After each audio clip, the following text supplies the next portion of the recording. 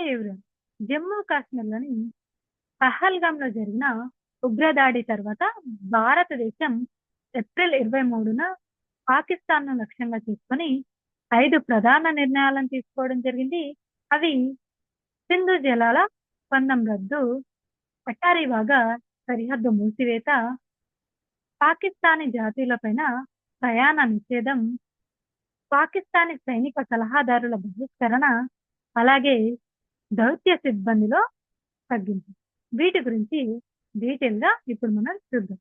మనకి ఇండిపెండెన్స్ వచ్చిన తర్వాత భారతదేశం మతపరంగా 2 దేశాలుగా విడిపోవడం జరిగింది.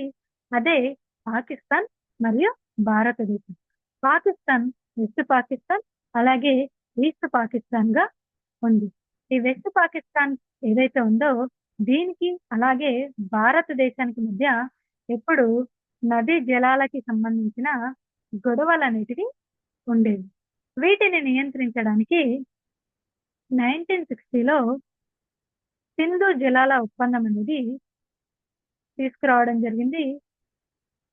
అది సింధు మరియు దాని ఉపనదుల జలాలను పంచుకోవడానికి ప్రపంచ బ్యాంక్ మధ్యవర్తిగా భారత్ మరియు పాకిస్తాన్ల మధ్య ఈ ఒప్పందం అనేది కుదిరింది.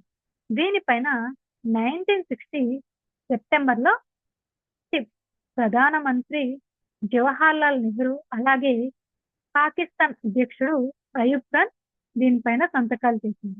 ఈ ఒప్పందం ప్రకారం సింధు ఉపనదుల్లో తూర్పున పారే రావి, బియాస్, సట్లెజ్ నదులపైన భారతదేశానికి హక్కులనేవి లభించాయి. అలాగే పశ్చిమాన పారే సింధు అలాగే దాని ఉపనదులు జీలాబ్ అండ్ చీనాబ్ నదులపైన పాకిస్తాన్‌కి హక్కులనేవి లభించాయి.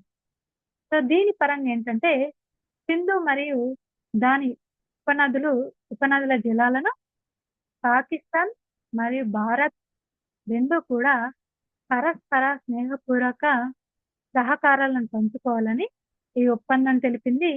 అంతేకాకుండా భారతదేశం పశ్చిమ నదులు ఏవైతే ఉన్నాయో వాటి యొక్క నీటిని కొన్ని మినహాయింపులతో వాడుకోవచ్చని తెలిపింది. ఈ విషయంలో 2 దేశాల మధ్య కూడా సహకారం కొనసాగించేందుకు శాశ్వత సింధు కమిషన్‌ను ఏర్పాటు చేసింది. సో దీనికి సంబంధించి ప్రతి సంవత్సరం సమావేశాలనేటివి జరుగుతాయి. దీనికి 2 దేశాల నుంచి కూడా కమిషనర్లు బాధ్యులుగా ఉంటారు. ఈ విధంగా సింధు జలాల ఒప్పందం అనేది జరిగింది. అయితే ప్రస్తుతం దీనిని భారతదేశం రద్దు చేయడం జరిగింది. దీనివల్ల పాకిస్తాన్‌కి తీవ్రమైన నష్టం అనేది ఏర్పడుతుంది. ఎందుకంటే 80% ఈ నది జలాలపైనే వాళ్ళ యొక్క జీవనం అనేది కొనసాగుతుంది. వాళ్ళు పంటలకి వాడుకునే నీళ్ళవ్వచ్చు, లేదా ఇంట్లో తాగే నీళ్ళవ్వచ్చు, ఇంట్లో వాళ్ళ యొక్క పనులకు వాడుకునే నీళ్ళవ్వచ్చు, మొత్తం కూడా ఈ జలాల నుండే వాళ్ళకి వెళ్తాయి. సో అందువల్ల ఇది వాళ్ళకి తీవ్రమైన నష్టాన్ని కలిగిస్తుంది. అండ్ నెక్స్ట్ అటారీ వాఘా సరిహద్దు మూసివేత. సో ఈ అటారీ వాఘా సరిహద్దు నుండి చాలా మంది పౌరులు ఇక్కడ నుండి ప్రయాణించడం జరుగుతుంది. అంతేకాకుండా వాణిజ్యానికి సంబంధించిన వ్యాపారాలనేటివి కూడా ఇక్కడ నుండి కొనసాగించడం జరుగుతుంది. సో ఇది మూసివేస్తే ఇవన్నీ కూడా క్లోజ్ అవ్వడం అనేది జరుగుతుంది. అండ్ నెక్స్ట్ పాకిస్తానీ జాతీయులకు సార్క్ వీసా మినహాయింపు పథకం. సో దీనివల్ల ఏంటంటే ఎవరైతే ఈ సార్క్ వీసా మినహాయింపు పథకం కింద పాకిస్తానీ జాతీయులు భారతదేశానికి ప్రయాణించడం నిషేధించబడింది. అంతేకాకుండా గతంలో వీసాలు ఏవైతే జారీ చేశారో వాటిని కూడా రద్దు చేయడం జరిగింది.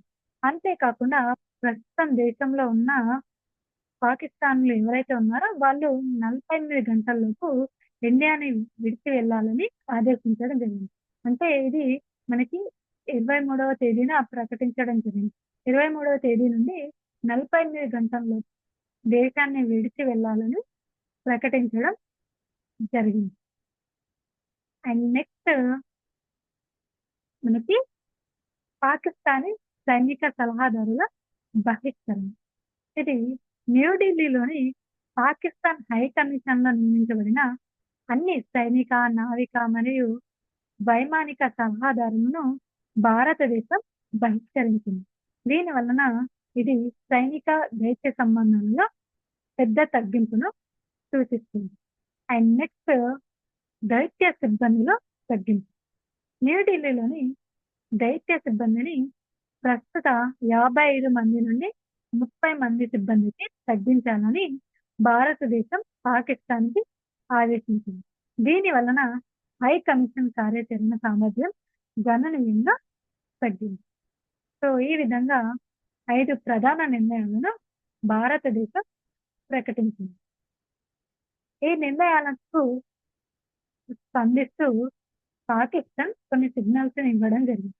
అదేంటంటే suspension of Simla agreement. So, ఈ సిమ్లా అగ్రీమెంట్ అంటే ఏంటో చూద్దాం. మనకి 1971లో భారతదేశానికి మరియు పాకిస్తాన్‌కి మధ్య యుద్ధం జరిగింది. దీని కారణంగానే బంగ్లాదేశ్ అనేది ఏర్పాటు జరిగింది. ఈ నేపథ్యంలో 2 దేశాల మధ్య శాంతి నెలకొల్పాలనే ఉద్దేశంతో 1972లో సిమ్లా ఒప్పందం అనేది జరిగింది. ఇది 1972 జూలై 2వ తేదీన హిమాచల్ ప్రదేశ్ రాజధాని అయిన సిమ్లాలో అప్పటి భారత ప్రధాని ఇందిరాగాంధీ అలాగే పాకిస్తాన్ అధ్యక్షుడు జుబ్లీకర్ అలీ భుట్టో మధ్య ఈ యొక్క ఒప్పందం అనేది జరిగింది. ఈ ఒప్పందం పైన వీరిద్దరూ సంతకం చేశారు. తర్వాత ఇది ఆగస్టు 4వ తేదీన అమల్లోకి వచ్చింది. సో, ఈ ఒప్పందం ప్రకారం ఏంటంటే ఇరు దేశాల మధ్య ఏవైనా వివాదాలు తలెత్తితే వాళ్ళు మాత్రమే శాంతియుతంగా ఇరు దేశాలు ద్వైపాక్షిక చర్చల ద్వారా పరిష్కరించుకోవాలి. మూడవ మూడవ పక్షం ఎవరు కూడా జోక్యం చేసుకోకూడదని ఈ ఒప్పందంలో స్పష్టం చేయడం జరిగింది. అంతేకాకుండా ఈ ఒప్పందం ప్రకారం 1971 నాటి కాల్పుల విరామణగా గుర్తించి అంటే నియంత్రణ రేఖ లైన్ ఆఫ్ కంట్రోల్ ఎల్ఓసిగా గుర్తించి దానిని ఏకక్రమంగా మార్చాలని ఇరు దేశాలు అంగీకరించాయి. అలాగే ఐక్యరాజ్యసమితి చార్టర్ సూత్రాలకు అనుగుణంగా వ్యవహరించాలని పరస్పర ప్రాదేశిక సమగ్రతను గౌరవించుకోవాలని కూడా ఈ ఒప్పందంలో స్పష్టంగా పేర్కొనడం జరిగింది. ఇప్పుడు దానిని పాకిస్తాన్ సస్పెండ్ చేయడం జరిగింది. అండ్ నెక్స్ట్ దైత్య సిబ్బంది తగ్గింపు. ఇస్లామాబాద్‌లోని భారత్ హై కమిషన్‌లో భారత దైత్యవేత్తలు మరియు సిబ్బందిని 30కి తగ్గించాలని నిర్ణయించింది. అండ్ నెక్స్ట్ భారతీయులకు సార్క్ వీసా మినహాయింపు పథకం రద్దు.